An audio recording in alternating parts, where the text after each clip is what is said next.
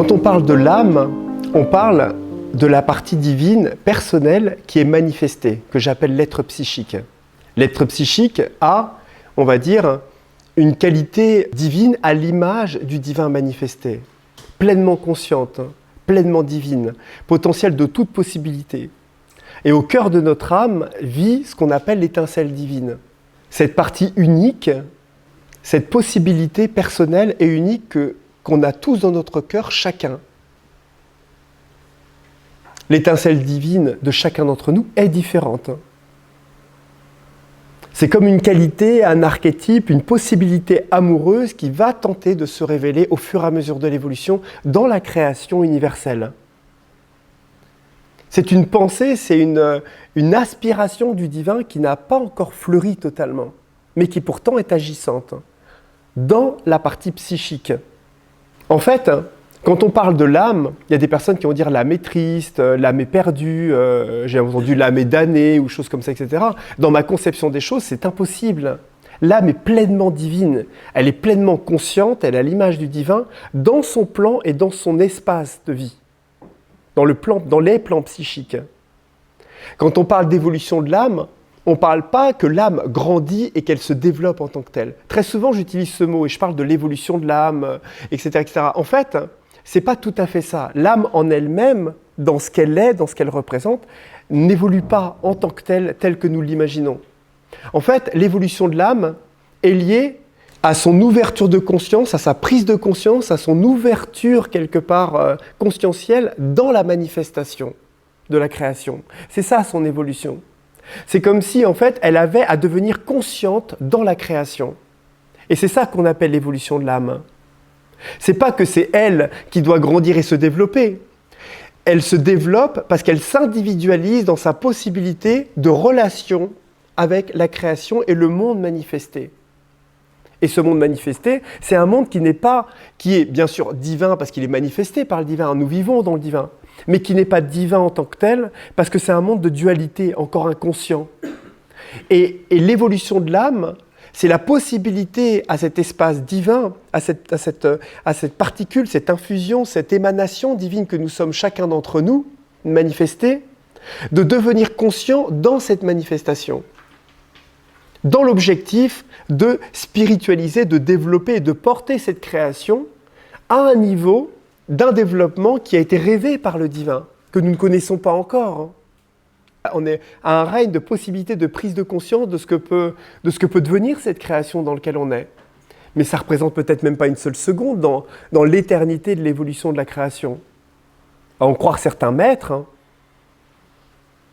ou certaines vues, on va dire vraiment prophétiques de certaines choses qui ont été même pour certains vécues, on peut imaginer que l'évolution de la création en est juste à son début, c'est-à-dire le monde matériel et physique que nous connaissons est juste au tout début d'une révélation et d'une floraison de quelque chose qui est en train de grandir et de se développer. L'âme, elle vit dans les mondes psychiques. Et notre corps, le monde matériel, le corps, avec un S, les corps, en fait, parce que le corps, ça se met avec un S, donc c'est le corps physique, le corps éthérique, le corps mental, le corps vital, les corps spirituels, sont, on va dire, des corps qui sont, eux, manifestés par l'âme dans les plans de la manifestation matérielle. Subtil, on va dire invisible, mais ce n'est pas invisible, c'est subtil, c'est de la substance. Ils existent, ils sont conditionnés par la création.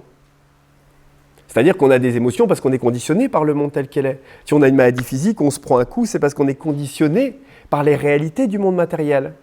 Si on va même nourrir nos corps spirituels, c'est parce que dans les plans universels spirituels manifestés, on reçoit des énergies qui nous nourrissent, qui vont être conditionnées par nos postures intérieures, notre aspiration, etc. On est dans un monde conditionnel. Les mondes psychiques sont les mondes divins.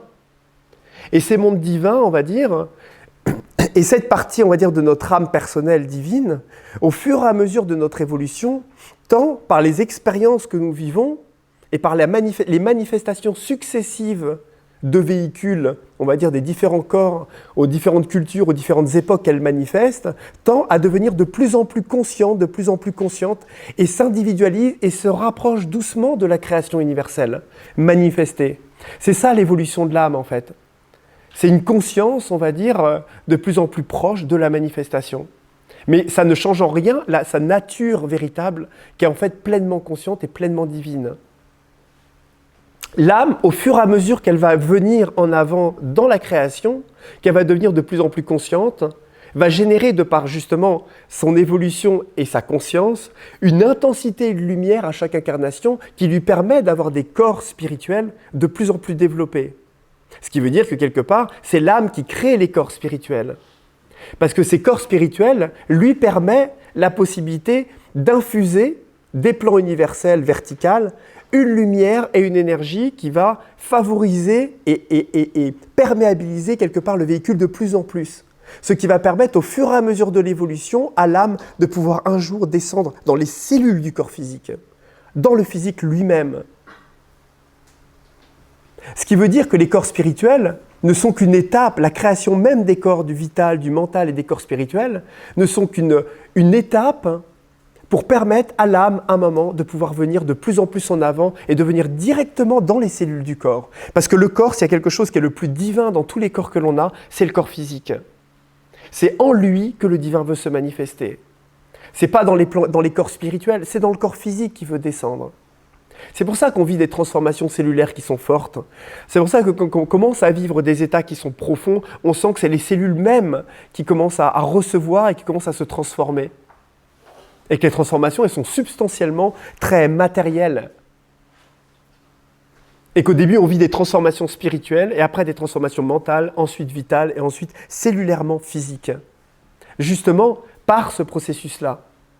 Regardez, quand on voit une plante qui naît, la conscience profonde de l'âme d'un arbre, imaginons. Eh bien, imaginons que les corps spirituels, on va le prendre en analogie comme ça, imaginons que les corps spirituels que va créer l'arbre, c'est les différentes étapes de sa constitution.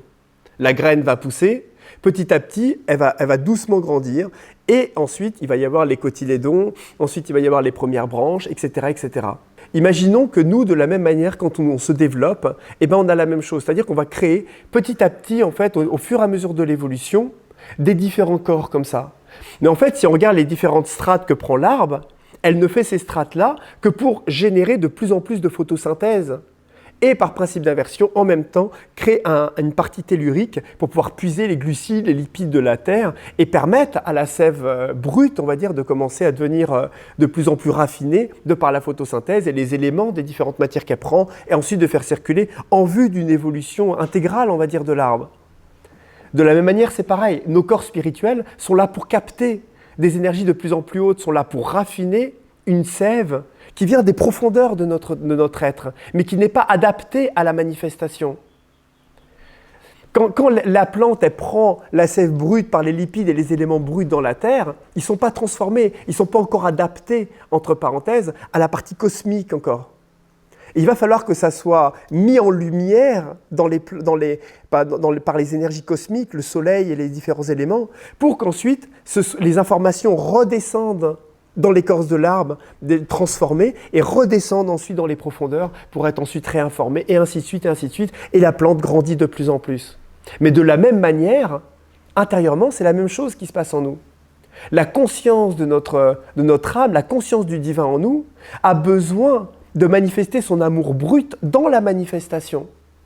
Et c'est cet amour et c'est cette conscience et cette force de vie que nous amenons dans la matière, dans le monde, dans les expériences, qui est raffinée par la totalité de ce que nous apprenons, de ce que nous prenons, etc. Et tout ça, ensuite, revient naturellement et permet à l'âme de pouvoir faire grandir son véhicule de plus en plus et permet à cet amour brut de générer une conscience terrestre. Et non une conscience divine qui n'est pas adaptée à cette conscience terrestre. Vous voyez ce que je veux dire ? C'est là où se situe le véritable chemin de l'âme, la véritable évolution de l'âme.